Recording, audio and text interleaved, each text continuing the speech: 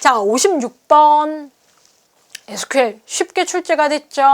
자, select절과 관련된 부분입니다. select from 기본이고요. where 조건절 있고 그 하위에 where 하위에 group by와 order by 있죠. 자, 그럼 group by 절의 조건절은 having절입니다. 라고 해서 우리가 기본적으로 select 문 우리가 구조 학습을 했죠.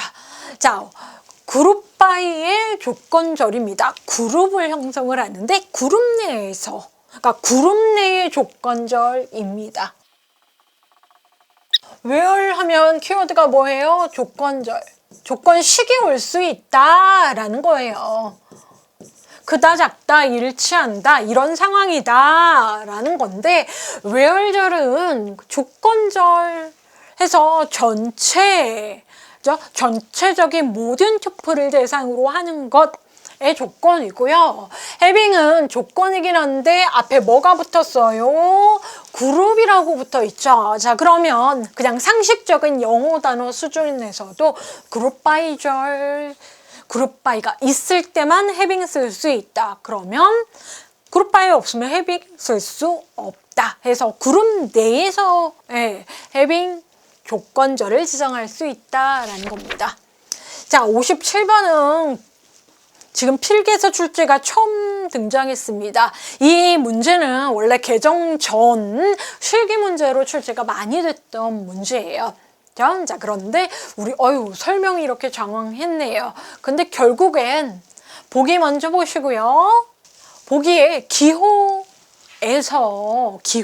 릴레이션의 튜플 간의 관계에서 이런 포함 관계 있지 않습니다. 자, 그러면 화살표입니다. 해서 이렇게 화살표다 그러면 결정 관계를 이야기합니다. 결정한다. 자, 해서 좌측에 있는 게 결정자라고 이야기를 하고요. 원래 실기 문제에서 출제가 계속됐던 문제예요.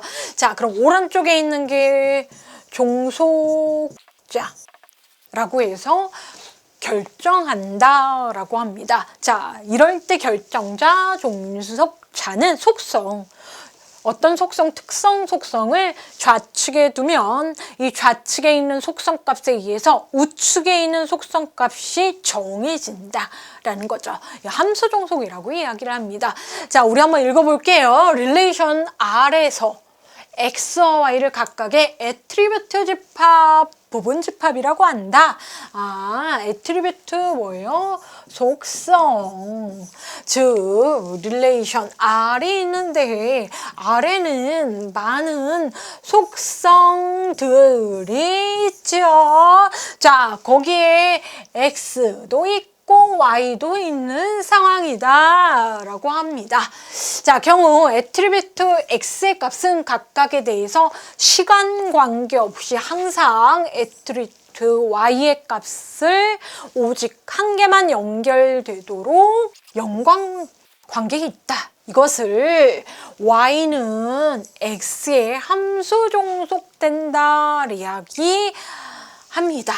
자, 해서 X와 Y 있을 때 은은이가 주어져. Y 입장에서는 X가 X에 종속된다. 즉, X가 나를 결정한다.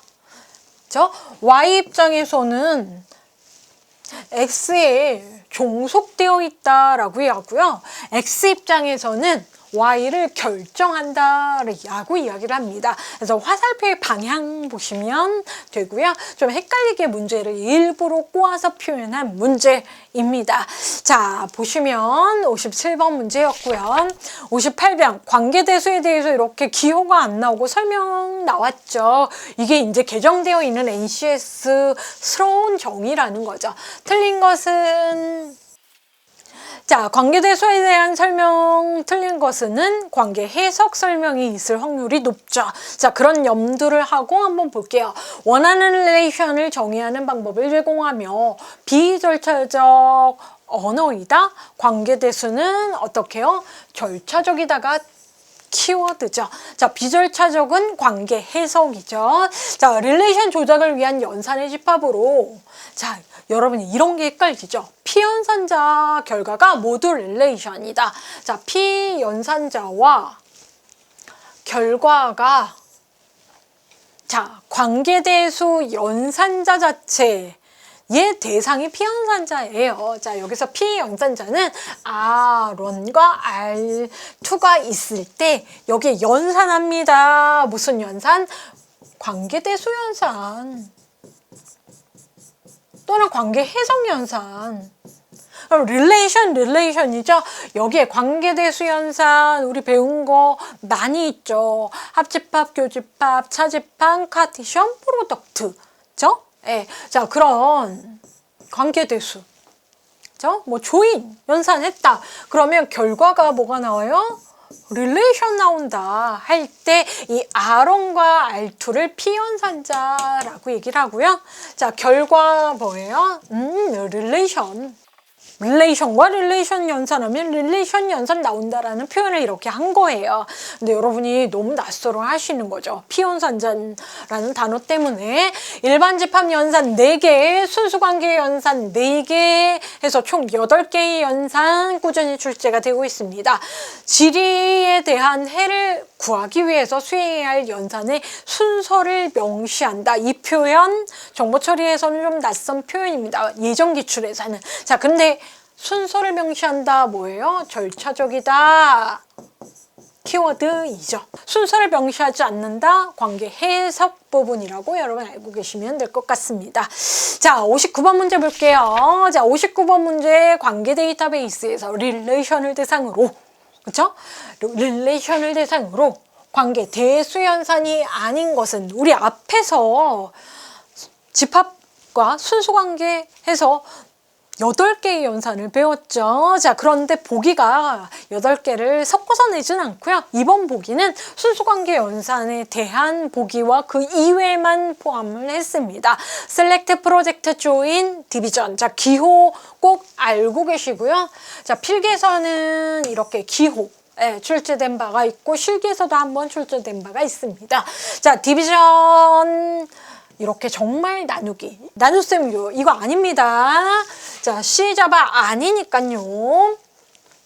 프로젝트 또는 프로젝션 동일합니다. 해서 소문자 파이, 소문자예요. 자, 그리고 조인 해서 이렇게 나비 넥타이 기호에 포크 아닌데 해서 관계대수 연산 4종류의 조금 더 정확하게 순수관계 관계연산자에 대한 표현과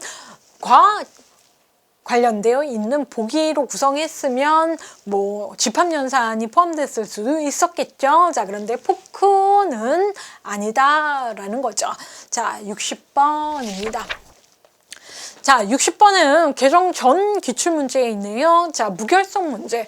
우리 앞부분에서는 개체무결성 제약조건 해서 개체무결성 제약조건은 기본캐 걸리는 규정이지 라고 알고 있었죠. 자, 근데 좀 더 포괄적으로 데이터베이스에서 무결성 규정에 관련된 설명으로 틀린 것은 뭐 장황한 설명, 자, 차분히 보시면 무결성 규정 또는 무결성 제약 조건은 데이터가 만족해야 될 제약 조건, 규정을 참조할 때 사용하는 식별자 등의 요소가 포함될 수 있다. 말이 좀 어렵죠. 자, 그럼 뭐 키와 관련된 정보들, 속성이 포함될 수 있다.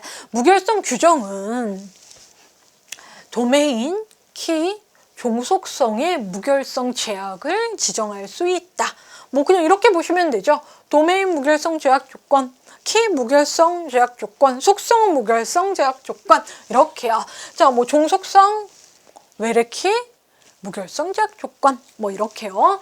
자, 정식으로 허가받은 사용자가 아닌 불법적인 사용자에 의한 갱신으로부터 자, 보안 얘기하고 있는 게 아니죠. 권한 인증 이런 이야기를 하고 있는 게 아닌데 데이터베이스를 보호하기 위한 규정이다. 무결성 제약 조건이라 하는 릴레이션 무결성 규정을 이야기하는 것을 여러분 전제를 하시면 되겠고요. 자, 조작을 하는 과정에서 의미적 관계를 명시한 것을 무결성 규정이다라고 정의를 내려주시면 좋을 것 같습니다. 그래서 3번 보안과 관련되어 있는 설명이죠. 자, 무결, 문제가 없이, 그렇죠? 결정사항 없이 데이터가 정확하다 라는 표현이라는 걸 기반으로 차례대로 설명을 보시면 되겠습니다. 뭐 개정정 기출문제이기는 한데요. 자, 무결성과 관련된 문제에 이렇게 보기 장황한 설명형으로 되어 있던 문제가 출제된 2021년 3회 예 데이터베이스 구축 기출문제였습니다. 여러분 차분히 문제를 한번 이렇게 수강을 하시고 조용히 빠르게 풀어보시면 뭐 한 10분 내에 푸실 수 있는 20문제죠. 자, 여러분 만점 맞으실 수 있는, 그러니까 20점에서 틀릴 수 있는 문제가 몇 개 안 됐다라는 거예요. 그래서 기출문제만 보셔도 데이터베이스 구축 과목에 대해서는 고득점, 과락 있을 수 없습니다. 자, 해서 SQL 문제가 좀 난이도가 너무 쉬웠다라고 해서 걱정되는 과목이긴 한데요. 여러분 다른 실기 때 걱정을 하는 거죠. SQL 난이도 다른 회차에서는 조금 더 높다라는 게 총평이었습니다. 여러분 2020년에 CBT 이전에 꼭 기출문제를 가지고 합격 수월하게 하시기를 다시 한번 응원드리고 오늘 해설 강의는 여기서 마무리하도록 하겠습니다. 감사합니다.